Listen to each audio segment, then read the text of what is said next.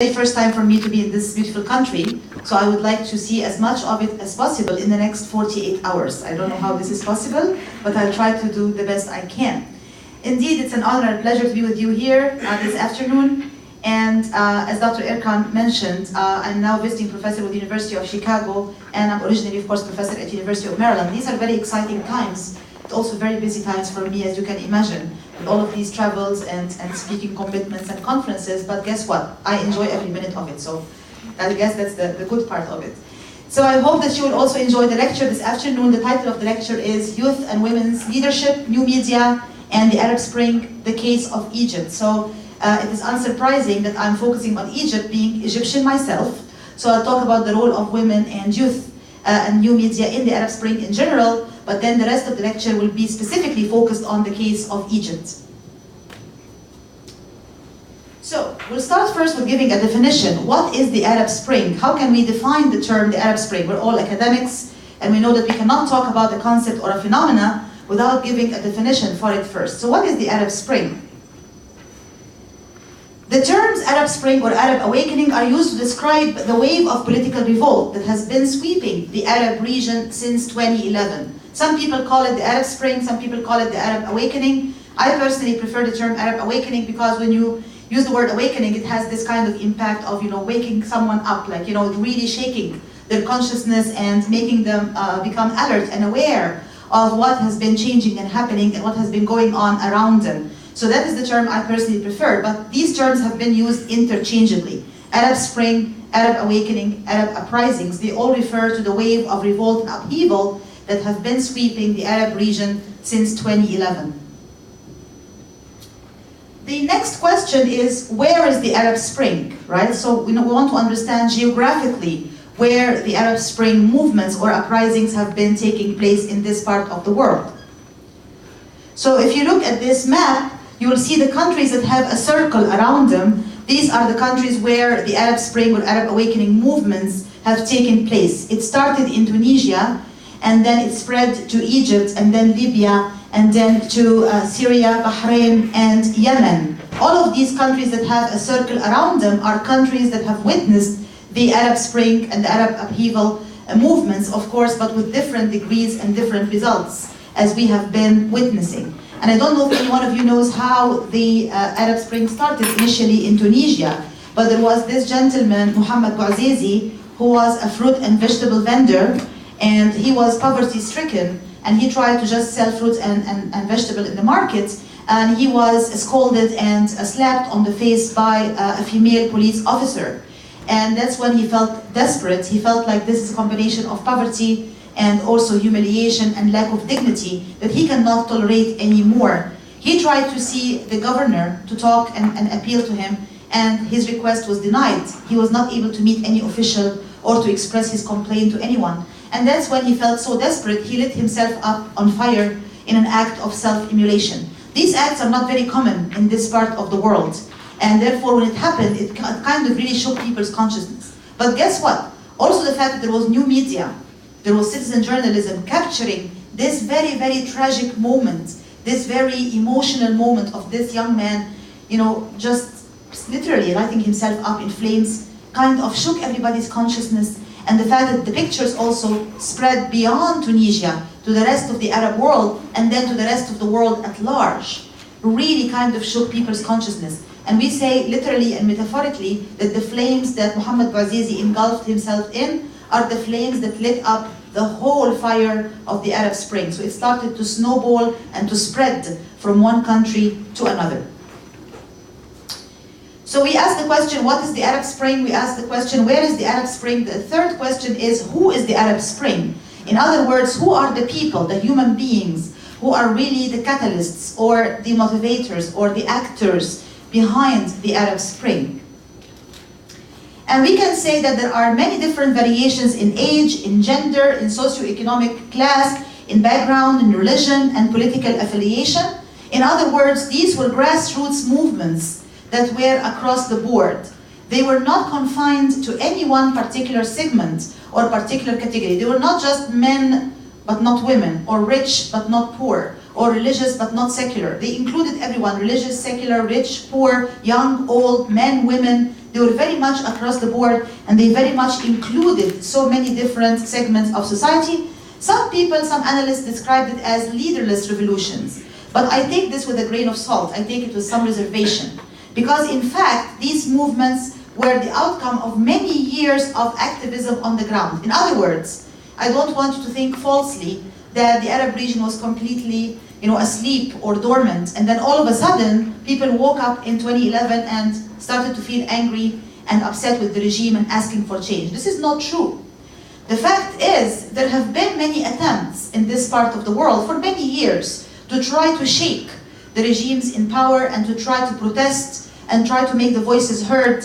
But in fact, in some cases, it was just hundreds of people showing up in the streets, and it would be easy for the government to crack down on them, to arrest them, to put them in jail, and to completely finish any kind of attempt to make serious change. So it was not until 2011 when the role of political activism was combined with the role of social media, as we'll talk about it in a moment, to amplify the voices of protest and revolt, to make it heard at a much larger and wider scale, and with a much greater impact. So, what were the characteristics of the Arab Spring? These were grassroots popular movements, as we said. They were very much across the board. They started peacefully, but then violence and repression took place from the regimes in power. So the protesters were peaceful, but in many cases violence and repression and oppression came from the regimes in power. And also there was a significant role played by youth and a significant role played by women. As we'll talk about it this afternoon, we'll give special attention to the role of youth or young people and the role of women in particular in igniting these movements and spreading them. And also social media acted as catalysts for change, and there were different outcomes in various countries. So as we are witnessing now, we cannot say that all the Arab Spring countries fall in the same category, or they're all in the same boat. We are seeing variations in results and outcomes among the different countries. What is happening in Syria, for example, is heartbreaking and very shocking, and hundreds of thousands of people have been dead, millions of refugees and so on. Other countries had less bloody outcomes, but yet did not achieve the full gains or the results as desired, like for example, countries in transition or influx, like Egypt and Libya and Tunisia. So there are different outcomes in different countries. We always say in journalism and communication, which is my area of specialization, that one picture is better than 1,000 words, right? Or it is worth 1,000 words. So this is a picture from the 2011 revolution from the heart of Tahrir Square in Cairo. And of course, Tahrir Square in Cairo got a lot of the attention, got a lot of the media coverage, but I would like to also alert you that it is not just about Tahrir Square. These pictures, these images were also present in many other cities, in many other towns in Egypt and in other Arab countries in the region. So in Egypt itself, in other towns and other cities, as well as in other Arab countries, you will see similar pictures to this one.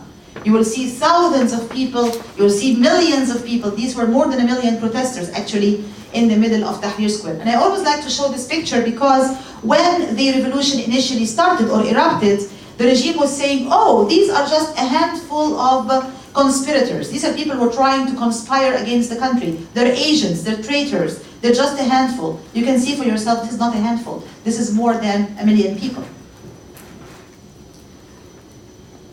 So, where does new media or social media fit in this whole picture? What was the role played by new media or social media in this whole process of the Arab Spring or Arab Awakening?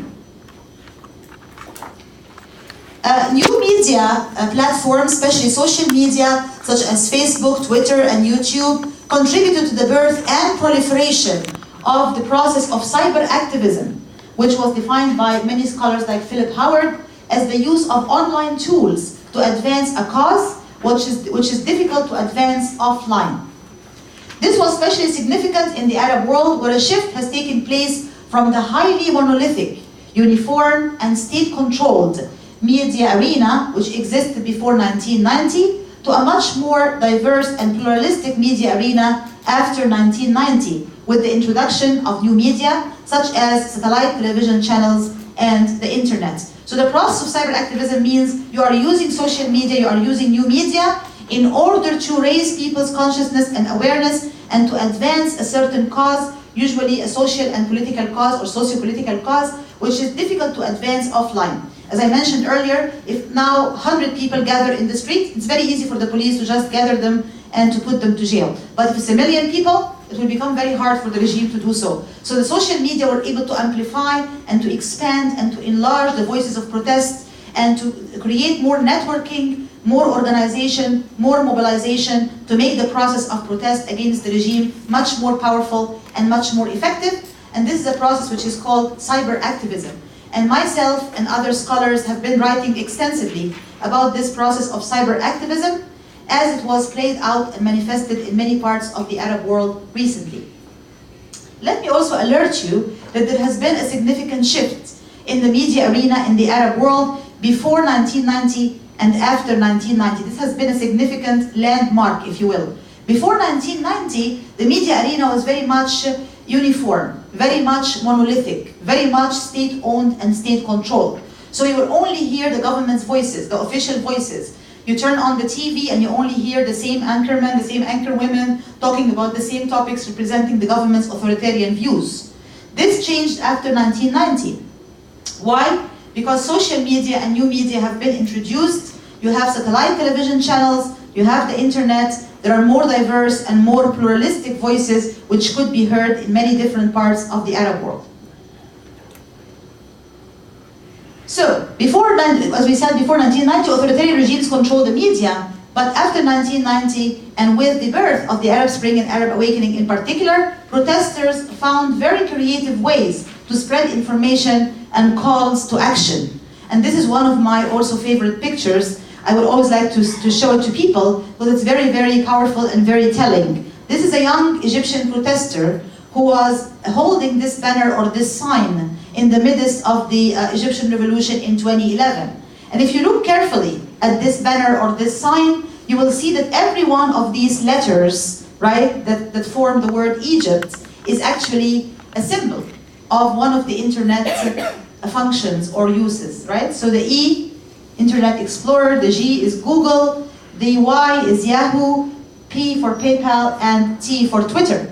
And that together forms the word Egypt, right? So he's trying to send a message. He's trying to tell us how powerful, how strong, how effective social media and new media have been in igniting the Egyptian revolution and playing a role in the Egyptian revolution. But as we said before, a picture is worth 1,000 words. So instead of giving us a whole lecture, like I'm doing now, about social media and new media, he is simply holding this banner that says Egypt, but every letter represents an internet symbol. So he's trying to tell you, hey, this is how important social media have been in the Egyptian revolution.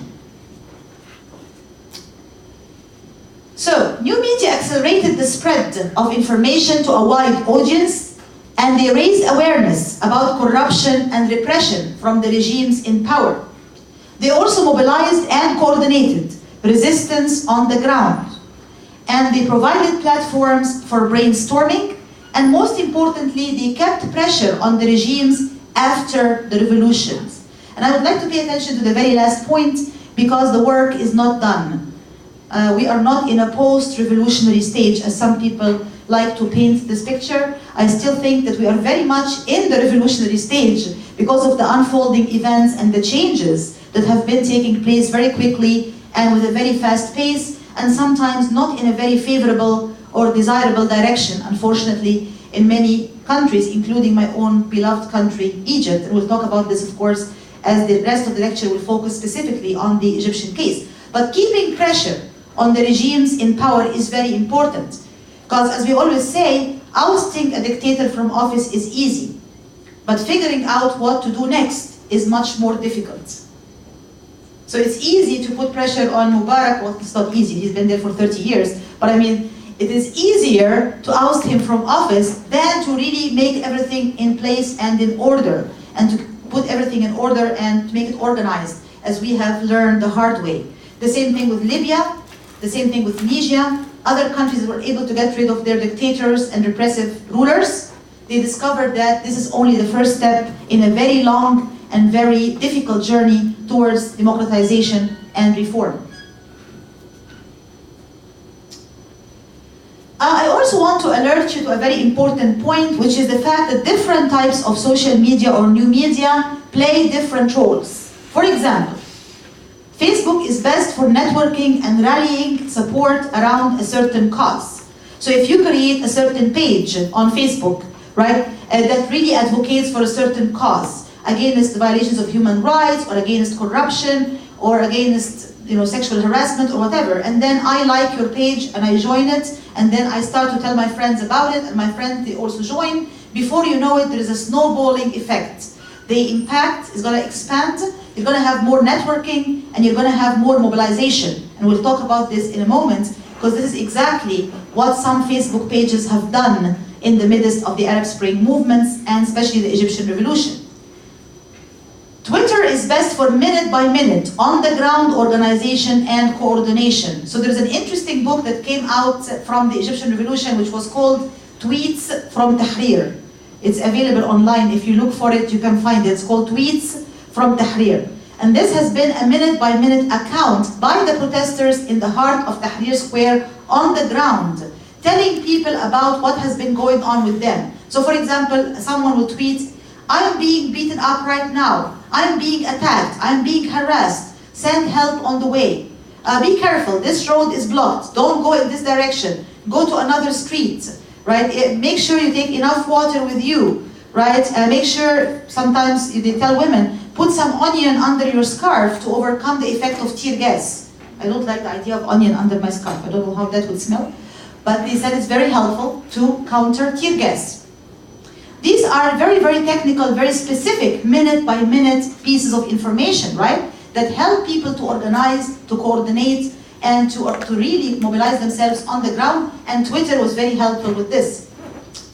YouTube was best for documentation and for spreading awareness through citizen journalism. So, take the example of a country like Syria, where foreign correspondents and journalists have been banned from really covering the events on the ground.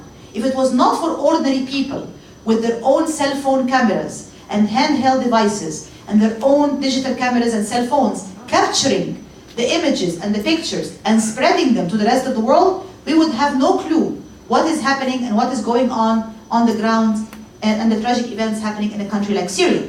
So spreading and documenting information and spreading this news and these pictures to the rest of the world, that has been a very powerful role or function